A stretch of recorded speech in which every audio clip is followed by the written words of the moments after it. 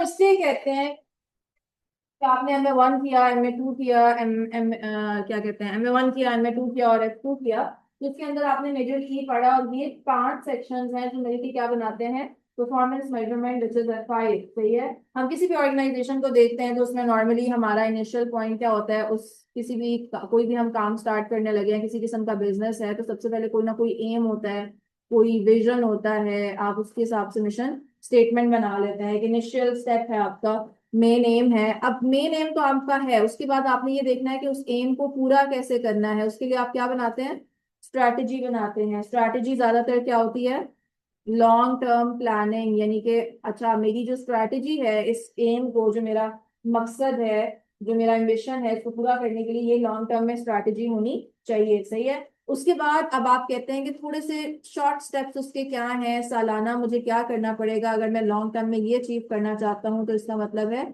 Short term में मुझे किस हिसाब से चीजों को लेके चलना पड़ेगा। सही है। कोई ना कोई एम है, विजन है, उस हिसाब से आपके ऑब्जेक्टिव्स डिसाइड होते हैं। फिर उन ऑब्जेक्टिव्स को अचीव कैसे करना है, इसमें अपने ऑब्जेक्टिव भी साथ रख लें। जब कोई एम होता है तो आप पहले उसके क्या डिसाइड करते हैं कि ऑब्जेक्टिव्स क्या हैं हमारे, शॉर्ट टर्म, लॉन्ग टर्म, फिर इनको किस तरीके से अचीव करना है, स्ट्रैटेजी बनती है, फिर उस हिसाब से प्लानिंग होती है। प्लानिंग वाली जो स्टेज है ना, जब हम एनुअल प्लानिंग की बात करते हैं, तो यही स्टेज कौन सी है आपकी, यही स्टेज कौन सी है जिस स्टेज पे क्या बन रहे हैं, बजट्स बन रहे हैं। प्लानिंग के बाद फिर आपकी सिचुएशन आ जाती है कंट्रोल स्टेज की। कंट्रोल स्टेज से क्या मुराद है, कंट्रोल यानी कि जब प्लानिंग टाइम से पहले कर ली, कंट्रोल स्टेज जब हम उस स्टेज पे पहुंच गए हैं, तो अब क्या हो रहा है और सोचा क्या था। सही है। क्या सोचा था हमने, कितना खर्चा होगा, हुआ कितना, क्या सोचा था हमने, क्या रेवेन्यू होना चाहिए, हुआ कितना। लेकिन बात यह है कि देखो, पूरा पीरियड गुजरने के बाद एंड पे जाके देखोगे कि यार सोचा ये था, ये हो गया है, तो एंड पे जाके क्या करेंगे, उसका भी फायदा नहीं है। तो आपको इसीलिए हम कहते हैं कि मैनेजमेंट रिपोर्ट्स भी एज फ्रीक्वेंटली एज पॉसिबल बननी चाहिए। आपको टाइमली ऑन गोइंग बेसिस पे मॉनिटरिंग करनी चाहिए। तो इसका मतलब है कि कंट्रोल आपको साथ साथ लेना है, कंट्रोल एक्शन साथ साथ लेने हैं। कि अगर कोई चीज आपकी सोच के मुताबिक खराब हो रही है तो क्या क्या वजह क्या है, इन्वेस्टिगेट करो और फिर कंट्रोल एक्शन क्या लेने हैं। अब ये जो कंट्रोल वाला सारी गेम है, यहाँ पे आपकी कैलकुलेशन किसकी होती है, वेरिएंसेस की। What are variances, budget versus actual. Variances आएंगे, फेवरेबल भी हो सकते हैं, एडवर्स भी हो सकते हैं, तो वहां पे फिर आप कंट्रोल एक्शन लेते हो। फॉर एग्जांपल, मैंने कहा था कि परचेज के ऊपर मेरा खर्चा जो होना चाहिए वो 20 मिलियन का होना चाहिए। अब वो खर्चा जो हुआ है वो उससे ऊपर चला गया है। तो इसकी रीजन क्या है, आइदर मेरा परचेसिंग का स्टाफ इस काबिल नहीं है, उसको ट्रेनिंग की जरूरत है, या रिप्लेसमेंट हमें करनी पड़ेगी, या व्हाट्सएवर। तो ये सारा आपने देखना है कि आप किस डिसीजन पे जाएंगे। डिसीजन यहाँ पे भी हो रहा है। फिर उसके बाद आपका क्या आ जाएगा, परफॉर्मेंस मेजरमेंट। ठीक है। ये जो आपने पढ़ा है परफॉर्मेंस मेजरमेंट का चैप्टर, इसमें आप लोग वो रेशियो एनालिसिस कर रहे होते हैं, मुख्तलिफ तरीके से परफॉर्मेंस इवैल्यूएट हो रही होती है। तो ये आप आखिर में जाके ये भी कर लेंगे। जब हमें नजर आ रहा है कि हमने फलाने को ये टारगेट दिए थे, उसने ये अचीव किया है, इसका मतलब उसकी परफॉर्मेंस कैसी है। तो ये एक मैनेजेरियल पर्सपेक्टिव से बिजनेस रन कर रहे हो, मैनेज कर रहे हो, तो ये एक तरतीब में ये सारे काम हो रहे हैं। और यही आपके काम है, बजटिंग, वेरिएंस एंड परफॉर्मेंस। बाकी ओवरऑल हर जगह ही, हर स्टेज पे क्या हो रही होती है, हर स्टेज पे क्या हो रही होती है, यस, किसी भी स्टेज पे चले जाओ तो ये चीज आपकी साथ साथ चलती रहेगी, विच इज डिसीजन मेकिंग। ठीक है। क्यों डिसीजन मेकिंग, क्योंकि डिसीजन मेकिंग देखें, जब एम डिसाइड किया है तो भी आप एक डिसीजन ले रहे हैं, जब आपने ऑब्जेक्टिव्स डिसाइड किए हैं that is also a decision, strategy रखी है उसमें भी डिसीजन है, प्लानिंग क्या होगी डिसीजन है, कंट्रोल एक्शन कौन सा लोगे दैट इज अ डिसीजन। तो ये परफॉर्मेंस इवैल्यूएट कर ली, अब अगले बंदे को हमने डीमोट करना है, प्रमोट करना है, कुछ भी और चीज करनी है, ट्रेनिंग देनी है, that is also a decision. सही है। तो डिसीजन मेकिंग तो हर स्टेज पे हो रही है। बाकी वो पीछे बच जाता है कॉस्टिंग। कॉस्टिंग हमें करना हमारे लिए हमारा कॉस्टिंग जो है वो मैनेजमेंट अकाउंटिंग का बहुत इंटीग्रल पार्ट है, लाइक इट इज अ सब category of management accounting, cost accounting, जो कि हम ज्यादातर डिटेल में हमने कहाँ पढ़ी थी, MA1 में, MA2 में पढ़ते ही जा रहे थे वैसे तो। लेकिन ये है कि MA1 में सारा का सारा क्या था, कॉस्टिंग था। MA2 में कॉस्टिंग भी था और साथ क्या था, डिसीजन मेकिंग। और ये तीनों जो थे ये थोड़ा थोड़ा तो टच हुए थे हर जगह पे, लेकिन ज्यादातर मेजॉरिटी मैक्सिमम ये तीनों कहाँ आए थे, F2 में। अब F5 के अंदर आपकी सारी की सारी चीजें एक साथ आ जाती हैं, सही है। तो स्टार्टिंग फ्रॉम हमारा पहला सेक्शन इज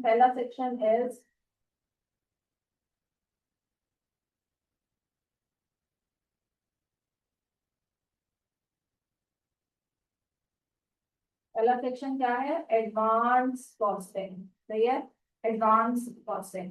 अब एडवांस कॉस्टिंग के अंदर हमारे पास आ जाएंगे, अब देखिए आपको शायद F2 भी आपने पढ़ा, आपको बताया वो टीचर्स ने कि हमने F2 में दोबारा मुड़ के F2 के बाद दोबारा से cost classification, material, labour, absorption costing, marginal costing, job costing, batch costing, service costing, process costing, ये बहुत सारे कॉस्टिंग के मेथड्स हैं जो आप पढ़ के आए हैं। ये सारे हमने मुड़ के दोबारा नहीं पढ़ने, लेकिन एक्चुअली में एक चैप्टर था ऑल्टरनेटिव कॉस्टिंग मेथड्स के नाम से। तो ऑल्टरनेटिव कॉस्टिंग प्रिंसिपल्स या ऑल्टरनेटिव कॉस्टिंग मेथड्स जो है हमारे पास, वो एक्चुअली में उसकी फाउंडेशन बनाता है, आपको बेसिस उसकी बेसिक्स बताता है। और वहीं पे ही आपको ये बताया जाता है कि ये इसलिए बता रहे हैं ताकि आपको थोड़ा सा एक नोहा हो जाए, कॉन्सेप्ट क्लियर हो जाए, और फिर आपने F5 पे जाके इसको डिटेल में पढ़ना है विद कैलकुलेशंस, राइट। तो वो जो आपके टॉपिक्स थे ना, कौन कौन से थे याद है, एक्टिविटी बेस्ड कॉस्टिंग था, लाइफ साइकिल कॉस्टिंग था, और टारगेट कॉस्टिंग था, ठीक है। तो तीन तो वही हैं जो आपने F2 में पढ़े, और वो यहाँ रिपीट होंगे। दो और हैं ऐसे मेथड्स जो आप यहाँ पढ़ेंगे कॉस्टिंग में, और वो इंटायरली नए हैं। इसी तरीके से हर सेक्शन में बहुत चीजें ऐसी भी होंगी जो आपने पढ़ी नहीं है, और बहुत ऐसी भी होंगी जो नई चीजें भी होंगी, सही है। तो कॉस्टिंग के अंदर एडवांस कॉस्टिंग में सबसे पहले हमारे पास यही आता है विच इज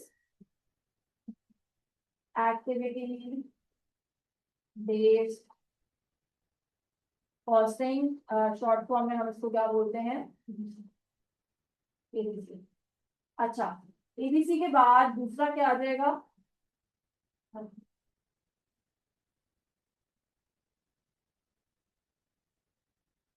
टारगेट कॉस्टिंग के बाद we have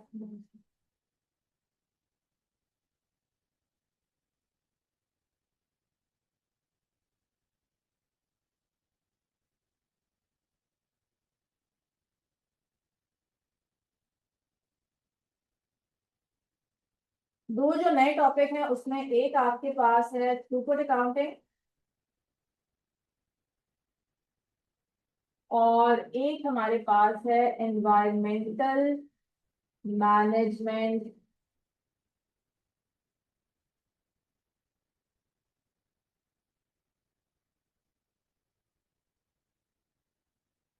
environmental management accounting, ठीक है। तो दो एक्स्ट्रा चीजें हैं वो हम देखेंगे। एनवायरमेंटल मैनेजमेंट अकाउंटिंग ईएमए कहलाता है। ईएमए का जो इंटायर टॉपिक है दैट इज थियोरेटिकल, इसकी भी कैलकुलेशन नहीं होती है। बाकी ये है कि थ्रूपुट, लाइफ साइकिल, टारगेट और एबीसी की कैलकुलेशन है। इसमें से ज्यादा जो थोड़ा लेंथी कैलकुलेशंस हैं वो हमारे सामने है। वालेकुम सलाम, नहीं लेट हैं आप, अच्छा। तो हमारे पास जो है ना क्या कहते हैं, टारगेट कॉस्टिंग और लाइफ साइकिल कॉस्टिंग, ये ज्यादा मेजोरिटी थियोरेटिकल टॉपिक्स हैं, लेकिन ये है कि हाँ कैलकुलेशन आती है तो कभी कभार काफी ज्यादा ओपी भी आ जाती है, तो प्रैक्टिस चाहिए उसके लिए भी। एबीसी और थ्रूपुट में ज्यादा कैलकुलेशंस है, कम थे भी है। इसको हम इस तरीके नजरिए से भी देख सकते हैं कि जब एक एमटीक्यू आता है, हमारा ये जहन में रखते हैं, अभी हमें पेपर काट कर एवरीथिंग हम डिस्कस करेंगे, बट एक एमटीक्यू 10 मार्क्स का होता है, आपको ये इस बात का आइडिया है। तो एक एमटीक्यू कॉस्टिंग से आना मस्ट है, भैया हमें 100% गारंटी है कि एक एमटीक्यू कॉस्टिंग से आएगा। अब अगर वो एमटीक्यू लाइफ साइकिल या टारगेट से आता है तो तकरीबन एमटीक्यू में 5 रिक्वायरमेंट्स होती हैं, 2 मार्क्स ईच। तो तकरीबन 3 रिक्वायरमेंट्स थ्योरेटिकल एस्पेक्ट होंगी और 2 कैलकुलेशन होंगी। बट अगर एबीसी और थ्रूपुट से आता है तो ज्यादा, इनके 3 कैलकुलेशंस की हो जाएंगी, 2 थ्योरेटिकल एस्पेक्ट हो जाएंगे। तो ये उसकी थोड़ी सी थियरी वर्सेस न्यूमेरिकल में डिस्ट्रीब्यूशन है। बाकी फिर उसके बाद ईएमए तो नहीं, थ्योरेटिकल ईएमए ज्यादातर एमसीक्यू में टेस्ट नहीं होता, इसके एमसीक्यूज ये आते हैं। और बाकी ये 5 टॉपिक्स में से 3 का आपको आइडिया होगा। हम इनिशिएट भी यहीं से करेंगे और इन 3 को करने में आपको आसानी लगेगी क्योंकि आपको ये ऑलरेडी कॉन्सेप्चुअली पता है। इवन F2 में क्योंकि आपने पढ़ा हुआ है मुझसे, तो उस टाइम पे मैंने आपको F2 में ही कैलकुलेशन भी कुछ ना कुछ करवा दी थी। तो वही दोबारा रिपीट हो जाएगी। ये दो आपके लिए क्या हो जाएंगे, न्यू हो जाएंगे। नेक्स्ट सेक्शन है हमारे सामने।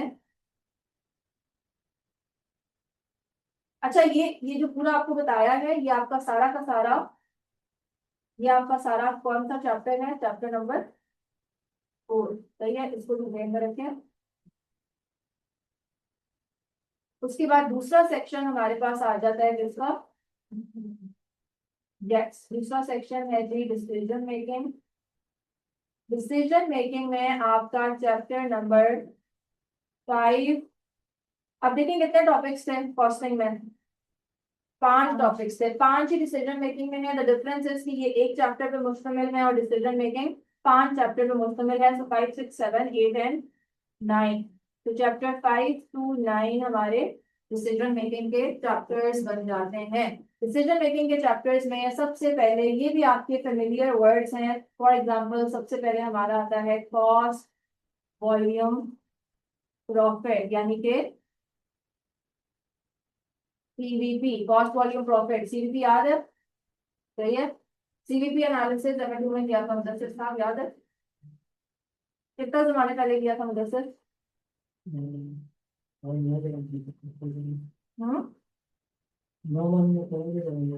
ज्यादा टाइम हो गया, ठीक है। अच्छा, सीवीपी एनालिसिस, सीवीपी एनालिसिस आपने एमएटी में पढ़ा था। प्रॉब्लम इज दिस कि ये टू में आपने मुड़ के दोबारा नहीं पढ़ा था, ठीक है। डिसीजन मेकिंग को मैंने वहां भी लिखा है कि वो एमए2 का ज्यादा पार्ट था, और एमए2 के बाद डायरेक्ट कहाँ आता है, F5 के अंदर आता है। सीवीपी इसमें आ जाता है, इसमें लिमिटिंग फैक्टर आ जाता है, इसमें रेलेवेंट कॉस्टिंग आ जाता है। ये 3 वो एस्पेक्ट्स हैं जो आप एमएटू में ज्यादा डिटेल में देखते हैं और फिर डायरेक्ट कहाँ देखते हैं, F5 में। तो सीवीपी है, we have limiting factor, we have relevant costing, ठीक है।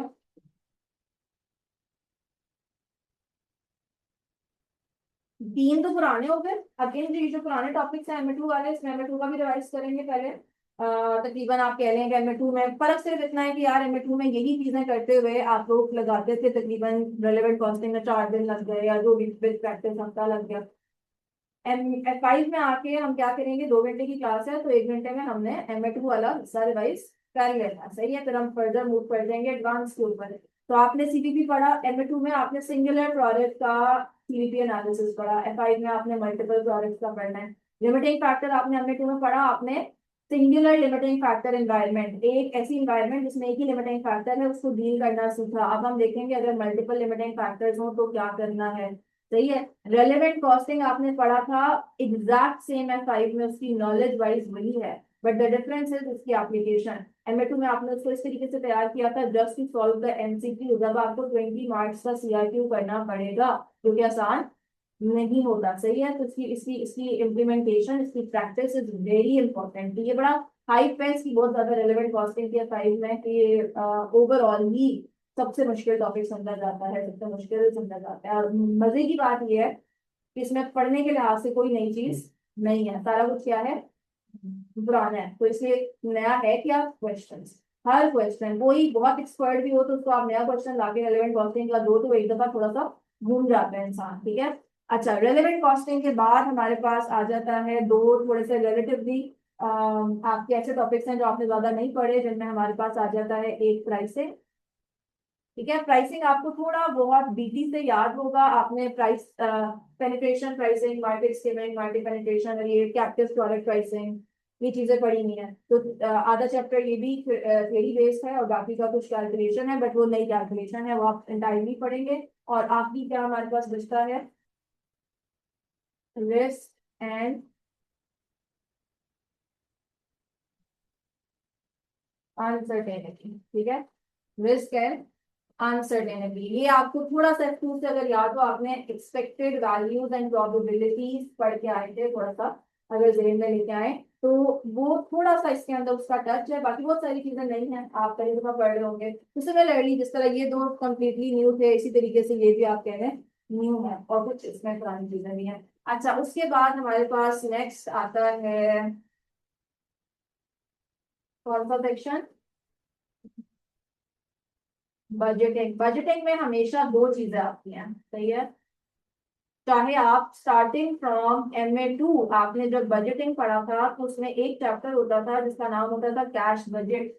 तो उस टाइम में भी उस कैश बजट के चैप्टर के अंदर ही उसने क्या डाला हुआ था, फोरकास्टिंग टेक्निक्स भी डाला हुआ था।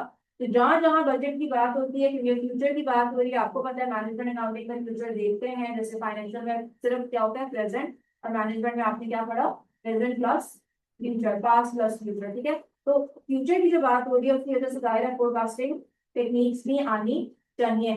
तो ये चैप्टर 10 और 11 में आपका जो पहला चैप्टर है वो क्या है, क्वांटिटेटिव एनालिसिस।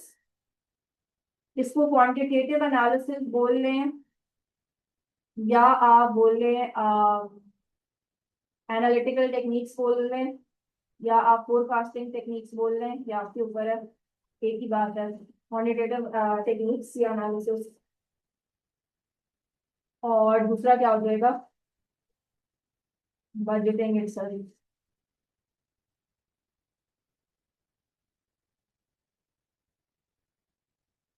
ठीक है।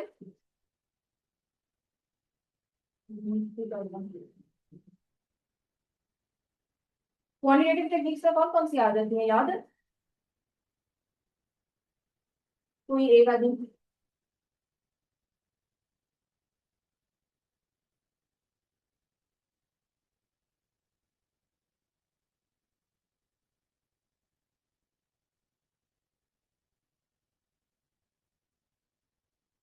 है कोई भी नहीं आती, कोई फोरकास्टिंग टेक्निक MA2 से पढ़ रहे हो, F2 में भी पढ़ी थी, पूरा चैप्टर था एनालिटिकल टेक्निक्स के ऊपर। हाइलो मेथड याद है, that is a forecasting technique. Regression analysis याद है, टाइम सीरीज एनालिसिस। वो तो करना ही पड़ेगा, वो तो जाहिर है, कोई ऐसी कोई चीज नहीं होगी जो रिवाइज ना हो, करेंगे रिवाइज। बट मैं कह रही थी कि याद है कि लाइक नाम ही बता दो मुझे, तुम लोग तो बिल्कुल भी। अच्छा, फिर वेरिएंसेस आता है, वेरिएंस के अंदर एक ही चैप्टर है which is chapter number 12 and it is advance variances, सही है। वेरिएंसेस वो चीज है जिसमें हम पुराने वेरिएंसेस भी पढ़ेंगे और एडवांस वेरिएंसेस भी पढ़ेंगे। मजे की बात यह है कि पुराने जो टू के वेरिएंसेस हैं वही ज्यादा मुश्किल है, एडवांस जो फाइव के हैं वो इतना मुश्किल कोई नहीं है, वो इजी है, मतलब आप एक दफा हाथ सेट हो जाए आपको आसान लगते हैं। उसके बाद आखिरी क्या है हमारे पास, परफॉर्मेंस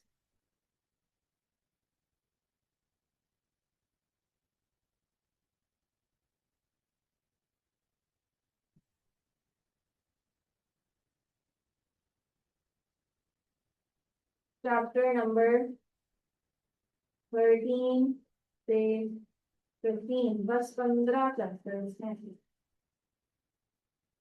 ठीक है। यहाँ मैंने मेजरमेंट लिखा हुआ है, किसी ने कहा ही नहीं कि क्या नाम है।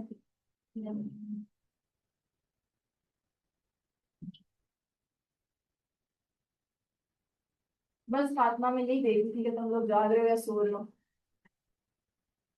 अच्छा, परफॉर्मेंस मेजरमेंट के अंदर हमारे पास तीन जो चैप्टर्स हैं वो आते हैं, कौन से, एक हमारे पास आ जाता है जनाब performance measurement of for profit organisation, किसकी, जैसी तो उसकी तरह से लिख लेते हैं।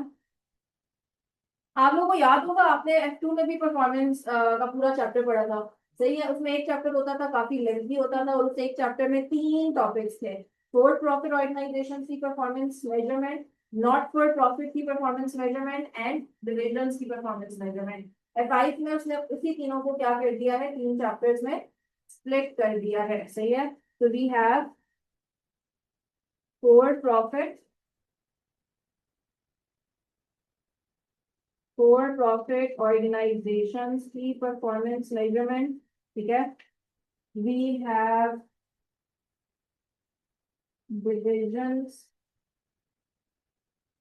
divisional performance measurement, इसमें एक टॉपिक आ जाता है किसका, and transfer pricing, and then we have not for profit organizations performance measurement, ठीक है।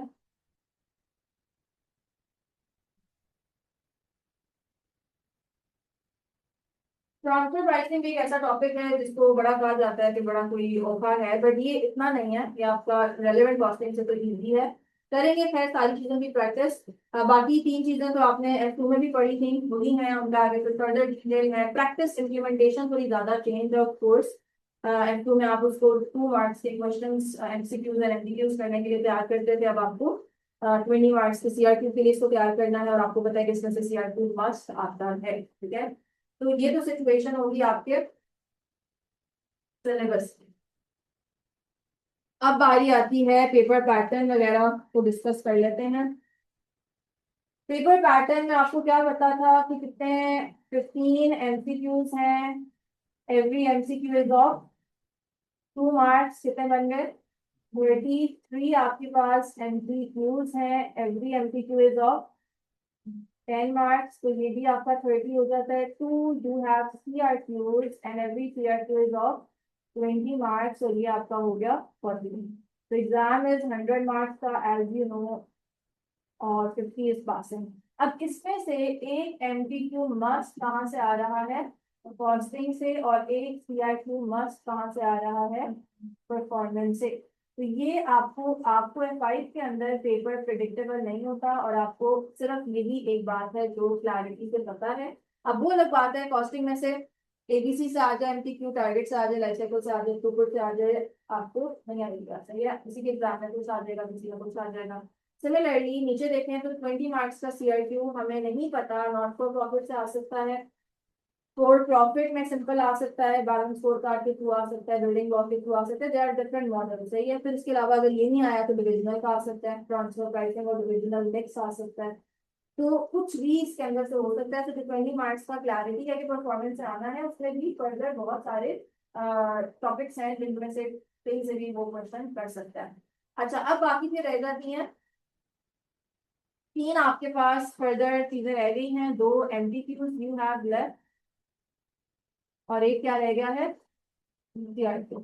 अब इसके ऊपर F5 में अब मजीद कुछ भी प्रेडिक्टेबल नहीं है, कुछ भी प्रेडिक्टेबल नहीं है, समझ आ रही है। पहले पहले हम कहा करते थे कि जी तीन चीजें रह गई हैं, decision making, budgeting and variance, तो कुछ ना कुछ तीनों में आप कर लें, तीन टॉपिक्स रह गए हैं तो ना मर्जी से आ जाएगा। अब उसने ये भी मजाक शुरू कर दिया है कि ऐसा भी होता है कि तीन चीजें रह गई हैं, लेकिन वो कोई दो चीजें किसी एक टॉपिक से डाल देता है, और एक टॉपिक को एंटायरली क्या कर देता है, मिस करा देता है, ऐसा भी हो जाता है। वेरिएंस आया ही नहीं, और डिसीजन मेकिंग से CRQ भी आ गया और MTQ भी आ गया, ये बहुत दफा हुआ है। तो अचानक से देखो इसकी वेटेज कितने मार्क्स की हुई, 10 मार्क्स की, क्लियर है। इसकी वेटेज कितने मार्क्स की हुई, 20 मार्क्स की, ये भी क्या है, क्लियर है। यानी कि CRQ और MCQs पे तो चलो जहाँ मर्जी से आ रहे हैं, यहाँ पे अब कुछ नहीं पता। अब इट इज पॉसिबल कि यहाँ से आ ही ना, सही है, और यहाँ से कितना आ जाए, 30 नंबर का आ जाए। ये एक टाइम पे डिसीजन मेकिंग को उसने बहुत रगड़ा है, मतलब सही तरीके से टेस्ट किया। आजकल जो मैंने नोट किया वो ज्यादा टेस्ट क्या हो रहा है, बजटिंग भी अच्छी तरीके से टेस्ट कर रहा है। तो क्या पता 30 मार्क्स, अब अगर यहाँ पे 30 आते हैं तो ये आपका क्या बचता है, 10 बचता है, 10 बचता है ना, हाँ। क्या पता यहाँ से आ जाए। अब ये अभी जो मैं पूछ के, ये आपका जो अभी जो अटेम्प्ट आई है, मुजरी है एग्जाम, तो इसमें फिर से CR की बजटिंग का आया, बोलने बजट का आया है, एक पेपर है, तो इसमें से आ सकता है 20 मार्क्स का। तो फिर बाकी यहाँ पे तो ये भी ऐसे भी हो सकता है कि दो एमसीक्यू डिसीजन मेकिंग से आधे वेरिएंस आएंगे। ऐसा भी हो सकता है थोड़ा सा वो नॉर्मल लेके चलेगा तो वो ऐसा करेगा, ठीक है, हर चीज को टेस्ट कर लेगा। बट वही बात है, कुछ भी आप गारंटीड नहीं कह सकते, आप बस अपने जहन में ये रखें। वेरिएंस को मैं इसलिए ज्यादा हाईलाइट नहीं कर रही हूँ कि वेरिएंस बड़े ऐसा हो गया उसमें ज्यादा टेस्टिंग इसके ऊपर वो अब नहीं कर पा रही ज्यादा। वही बात है, करना हमने उसको अच्छी तरीके से तैयार है। एक सर्टन टाइम होता था जब वेरिएंस का ही ज्यादा हम फोकस करते थे कि एग्जाम सामने ही आना है, बट अब वो टाइम आ गया कि वेरिएंस आई गेस है भी आसान, और ज्यादा इसी पे फोकस होता है तो बच्चे बाकी चीजों को निगलेक्ट कर देते हैं। अब वो ज्यादा जो वो कर रहा है वो एक इसको कर रहा है और एक इसको कर रहा है। तो अपने माइंड में रखेंगे कि इट इज पॉसिबल 30 मार्क्स यहाँ से आ जाए, इट इज ऑल्सो पॉसिबल कि 30 मार्क्स यहाँ से आते हैं, सही है, एक MTQ प्लस एक CR। तो हमने उसी तरीके से इन टॉपिक्स को फोकस करना है, सही है। तो कॉस्टिंग पे जितना टाइम लगा रहे हैं उससे डबल आप डिसीजन मेकिंग के ऊपर मेहनत करेंगे, ठीक है। एनीवेज, तो इसलिए मैं अगर कुछ भी नहीं लिख रही, वो जो बाकी की तीन चीजें हैं वो कंप्लीटली क्या है, अनप्रिडिक्टेबल है। तो ये आपके सामने तीनों सिनेरियो बनेंगे, कोई पता नहीं है, कुछ भी हो सकता है इसमें। बाकी ये है कि अब हमने देखना है कि हमने चीजों को किस तरीके से लेके चलना है। तो उसमें मैं आपको बता देती हूँ।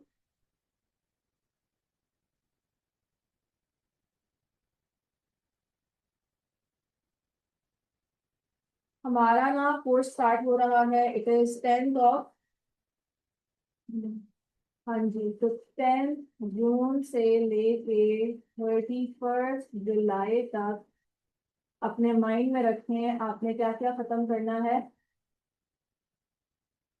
Kaplan, study texts and kit, समझ आ गई है। 1 अगस्त से लेके 15 अगस्त तक हमने क्या करना है, प्रैक्टिस बेसिकली किससे होगी, किससे हो रही होती है ज्यादातर, बीबीबी किट से, सही है। उसके बाद ये हो गया, ये इसको इधर कर लेते हैं, हमने आगे ऊपर स्टार्ट कर दिया। रुको जरा, क्या कर लेते हैं, क्या बताया मैंने, 10 जून से है, 10 जून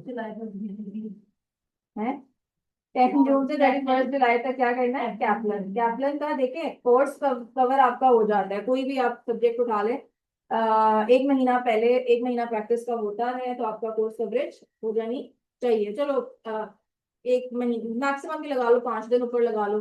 तो कैप्लन स्टडी टैक्स प्लस क्या हो जानी चाहिए यहाँ पे, कैप्लन किट। अब F5 के अंदर तो कैप्लन किट पे आपकी जो सिचुएशन है ना, वो मैं अपनी जिम्मेदारी पे आपको सारे CRTs the, every single one of them, और सारे के सारे एमटीक्यूज। एमटीक्यूज तो हर एमटीक्यू क्लास में डिस्कस होता है, क्लास में करवाया जाता है, सही है। और CRQ जो है वो मैक्सिमम आप असाइनमेंट्स में करते हैं, और जो रह जाते हैं वो क्लास में हो रहे होते हैं। तो ये तो आप अगर अटेंडेंस आप पूरी रखें तो ये आपका गारंटीड है कि 31 जुलाई तक आपकी किट के एमटीक्यूज और CRQs तो मेरे साथ साथ क्या हो जाएंगे, खत्म हो जाएंगे। पीछे आपकी जिम्मेदारी पे MCQs रह जाते हैं, तो वो आपको मैं पूरा प्लान बताऊंगी कि किस तरह लेके चलना है, तो वो भी आपने मेक श्योर करना है कि 31 जुलाई को क्या हो, खत्म हो जाए। उसके बाद 1 अगस्त जो है आपके पास, 1 अगस्त से लेके 15 कह लो, ये एक रफ आइडिया है, ये कोई हार्ड एंड फास्ट रूल नहीं है किसी पे हमने चलना है। यहाँ पे आपका क्या आ जाएगा, ये आपकी प्रैक्टिस, सिर्फ प्रैक्टिस। अब प्रैक्टिस तो यहाँ पे भी बहुत हो रही है, बट ये है आपकी डेडिकेटेड प्रैक्टिस है। प्रैक्टिस होगी, और यहाँ पे हम बात किसकी कर लेते हैं, बीबीपी की कर लेते हैं। उसके बाद 1 अगस्त के बाद आपके पास आता है 16 अगस्त से कह लो, रफ आइडिया 16 अगस्त से कह लें तकरीबन 22 कह लो, सही है। मतलब कोई 6 दिन, आपके 6 मॉक्स हैं, 6 से 7 मॉक्स हो जाते हैं, मॉक्स हो जाएंगे। और उसके बाद आपका जो भी टाइम पीरियड बच गया है, 23 अगस्त है या जो भी है, टिल योर एग्जाम, आपने क्या कर लेना है, स्टडी हब पे भी फोकस कर लेना है, सही है।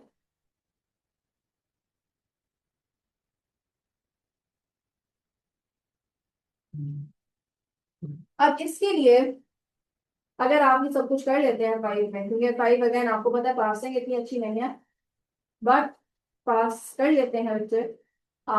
रिसेंट एग्जाम जितने भी हुए हैं, अच्छी पासिंग हो जाती है, काफी सारे पास कर लेते हैं अगर वो इस सारे सिनारियों को फॉलो कर लें, सही है। फॉलो किस तरीके से करना है, उसके लिए जी बड़ा ज्यादा डंडा होता है 5 में, क्योंकि ज्यादा बच्चे जो है वो इसमें AFT से आ रहे होते हैं, और आपके लिए डिफिकल्टी लेवल जो है वो चांस से काफी बढ़ जाता है, सही है। तो काफी बढ़ जाता है, तो इसलिए मेहनत का लेवल भी उतना बढ़ना चाहिए। हमारा जो सिचुएशन है कोर्स कवरेज की, उसके लिए इट्स वेरी इंपॉर्टेंट कि आप किसी किस्म की कोई छुट्टी ना करें, सही है। छुट्टी कर रहे हैं तो उसके बारे में बहुत प्रोफेशनल हो जाए, समझ आ रही है। प्रोफेशनल होने का मतलब क्या है, कि तरीके से छुट्टी अगर कर रहे हैं तो आपको पहले से पता होता है, पता होता है तो पहले से इन्फॉर्म किया करें, और उसकी अरेंजमेंट किया करें। अरेंजमेंट कि हमने क्या करना है, अगर हम छुट्टी करेंगे तो वो हमने अगले दिन अगली क्लास से पहले आके किसको हम कहें कि हमें वो चीज कवर करवा दे, क्योंकि ये चीज अपने माइंड में बिठा लें। अगर आप एक दिन नहीं आते हैं तो आप अगले दिन कभी आपको समझ में नहीं आ सकता अगर एक ही टॉपिक कंटिन्यू कर रहा है, ठीक है। तो इसलिए छुट्टी करना को काफी जो है वो अवॉइड करें। छुट्टी करते हैं तो साथ आपका ये नुकसान भी होता है कि मैं आपको क्लास में जब भी F5 के अंदर कोई टॉपिक हम करते हैं, फॉर एग्जांपल मैंने आज टारगेट कॉस्टिंग करवाया है, तो आप समझ लें कि आपका ना सिर्फ टारगेट कॉस्टिंग का टॉपिक मिस होगा बल्कि टारगेट कॉस्टिंग के फिर के एमसीक्यूज भी सारे मिस हो जाएंगे, और अगर मैंने कोई सीआरपी भी करवा दी है तो वो भी मिस हो जाएगा। तो इसलिए जो चीज मेरा यही है कि आपका साथ साथ दोनों चीजें साथ साथ चलती हैं, पढ़ाई भी चलती है और प्रैक्टिस भी साथ में चलती है। एनी टॉपिक, कोई भी टॉपिक अगर हम करते हैं, सही है, आप वैसे भी देख लें, कोई भी टॉपिक आपको तब तक तैयार नहीं हो सकता जब तक आप उसका कोई क्वेश्चन अपनी आंखों के सामने एग्जाम कॉम्पिटिशन नहीं देखते। टॉपिक तो तैयार कर लिया, वही बात हुई है ना कि इसकी टेस्टिंग कैसे होनी है और क्या हमसे ये सॉल्व भी हो पा रहा है, सही है। तो इसलिए हर टॉपिक के साथ हमने क्वेश्चन करने हैं। जिस दिन आपका कॉस्टिंग खत्म होगा उस दिन सिर्फ कॉस्टिंग खत्म नहीं होगा, कॉस्टिंग की सही टेक्स्ट भी खत्म होनी चाहिए, कॉस्टिंग के सारे एमसीक्यूज भी हो जाने चाहिए, कॉस्टिंग के सारे एमसीक्यूज भी हो जाने चाहिए, और मैं आपको कॉस्टिंग के 4 से 5 सीआरक्यूज भी करवाऊंगी। उसका मकसद सिर्फ इतना है, सीआरक्यू बेशक नहीं आना कॉस्टिंग का, लेकिन मकसद सिर्फ ये होता है कि आपको सेकेंड डे से पता चल रहा है कि सीआरक्यू होता क्या है, उसको सॉल्व कैसे करते हैं, एक्सेल के ऊपर कैसे वर्किंग करते हैं, और वो सारी प्रैक्टिस आपकी from the second day start हो जाती है, सही है। ताकि आपका हाथ सेट हो जाए, आप लोग की भी टाइपिंग स्पीड भी, जो बच्चे आते हैं एएफटी के रूप से, उनकी टाइपिंग स्पीड का भी मसला होता है, टाइम मैनेजमेंट का मसला होता है, तो वो जितना जल्दी स्टार्ट हो जाए उतना बेहतर है, सही है। करना यही है। मैं अगर आपको एक एग्जांपल दूं, हमने फॉर एग्जांपल कल स्टार्ट किया एबीसी, सही है, अभी तो वीकेंड आ रहा है, सही है। अब अगर एक हफ्ता स्टार्ट हो रहा है, मंडे ट्यूसडे एबीसी कर लिया, वेडनेसडे टारगेट कर लिया, थर्सडे लाइफ साइकिल कर लिया, तो ये हमने 3 टॉपिक्स लिए हैं और हमारा एक वीक क्या हो गया, खत्म हो गया। अब अगर वीक खत्म हुआ है तो अब आप ये देखें कि इन 3 टॉपिक्स में जो ये आपने 5 दिन लगाए हैं, इन 5 दिनों में मैं आपको खुद इन तीनों को कंप्लीट भी करवा चुकी होंगी, एमसीक्यूज भी मैं खुद क्लास में सारे करवा चुकी होंगी, सीआरक्यूज भी मैं खुद क्लास में सारे करवा चुकी होंगी, और वो आप पहले असाइनमेंट में करेंगे और फिर हम क्लास में डिस्कस करेंगे। अब पीछे जो चीज रह जाती है सिर्फ क्या रह जाती है, एमसीक्यूज। तो इतना सा काम आपने करना है, ये प्लीज खुदा के लिए पहले दिन से अपनी आदत बनाए कि जो जब भी वीकेंड आता है तो जो भी पूरे वीक का हमने पढ़ा है उसकी सिर्फ क्या कर लो, एमसीक्यूज। बहुत बड़ी ब्लेसिंग है 5 के अंदर कि 5 में topic wise everything is given. MCQs भी टॉपिक वाइज है, एक टॉपिक अगर आपने आज के दिन में तैयार किया तो आपको टॉपिक वाइज उसके एमसीक्यूज भी मिल जाएंगे, टॉपिक वाइज एमसीक्यूज भी मिल जाएंगे, एवरीथिंग। तो इसलिए वो फिर वीकेंड पे जाके क्या करो, फिर 3 टॉपिक्स पढ़े, 3 टॉपिक्स की एमसीक्यूज करने में कितना ही टाइम लगता है।